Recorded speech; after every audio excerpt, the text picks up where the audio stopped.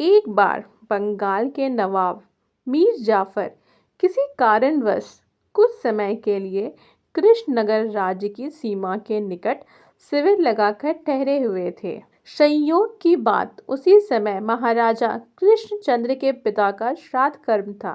महाराजा ने श्राद्ध में पिता की आत्मा की शांति के लिए एक सांड दान में देकर खुला छुड़वा दिया। वह सांड घूमता फिरता नवाब के शिविर के निकट गुजरा। नवाब की लालची दृष्टि उस सांड पे पड़ गई। नवाब के आदमियों ने उनके आदेश पर उस सांड को पकड़ लिया। नवाब ने उसे अच्छी तरह जांचा, परखा, देखा और अपने बावर्ची को बुलाकर कहा, देखो ये बैल बहुत अच्छा है, कल इसका गोश्त पकाओ, बहुत स्वादिष्ट होगा। यह खबर महाराजा कृष्णचंद्र के कानों तक भी पहुंची। गोदान में छोड़े गए सांड के वध की बात सुनकर वह बहुत चिंतित हुए। यदि गोदान का सांड मर गया तो उनके पिता की आत्मा को शांति नहीं मिलेगी, लेकिन सांड को मुक्त करने का कोई उपाय उन्हें सूझ नहीं रहा था। शक्ति में वो मीर जाफर का मुकाबला नहीं कर सकते थे। यदि नवाब के पास जाकर निवेदन करते कि वह सांड को उनके पिता के नाम पे छोड़ दिया जाए तो भी उसकी रिहाई संभव न थी, क्योंकि लालची नवाब की दृष्टि उस पर पड़ चुकी थी। वह उदास होकर सिंहासन पर बैठे हुए थे। उसी समय गोपाल भाड़ ने राजसभा में प्रवेश किया।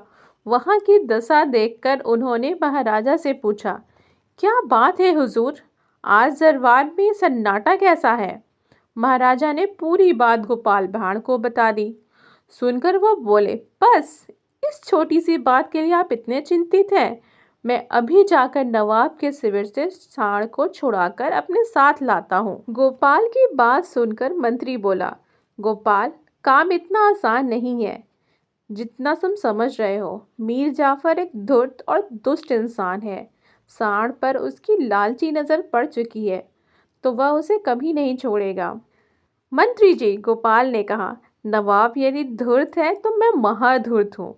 आप अब मेरी भी करामात देखिए। मैं गया और यूं आया। सांड लेकर आने में अधिक देरी नहीं लगेगी।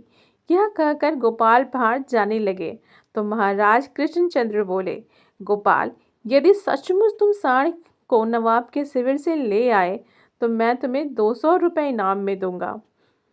गोपाल भाड़ बोले, महाराज, इनाम की रकम तैयार रखिए, मैं सांड को लेकर आता हूँ। नवाब के शिविर में पहुंचकर गोपाल भाड़ उनके वजीर से मिले। वजीर ने नवाब से गोपाल भाड़ का परिचय करवाया और कहा, यह महाराज कृष्णचंद्र की राज्यसभा के प्रसिद्ध भाड़ गोपाल जी हैं। मीर जाफर चौंक कर बोले, क्या कहा गोपाल भाड़? बड़ा नाम सुना है मैंने भी। गोपाल भाड़ ने नवाब को सलाम करते हुए कहा, सुना आपका शिविर यहाँ लगा है तो दर्शन के लिए चला आया। आपकी मैंने बहुत शोहरत सुनी है। नवाब सिराजुद्दौला का साथ छोड़कर आपने बहुत अच्छा किया। सिराजुद्दौला बड़ा अत्याचारी था, उसे तो प्रजा भी पसंद नहीं करती थी। गोपाल की चिकनी चुपड़ी बातें सुनकर मीर जाफर का मन बाग बाग हो उठा। उस समय सांड नवाब के शिविर के बाहर ही बंधा था। गोपाल भाड़ उसकी ओर इशारा करते हुए बोले, और हुजूर, यह सांड यहाँ कैसे आ गया? मीर जाफर ने पूछा, क्या तुम इसे पहचानते हो? गोपाल बोले, जी हजूर, बहुत अच्छे से पहचानता हूँ, तभी तो पूछ रहा हूँ। बहुत अच्छा बैल है, मीर जाफर ने कहा।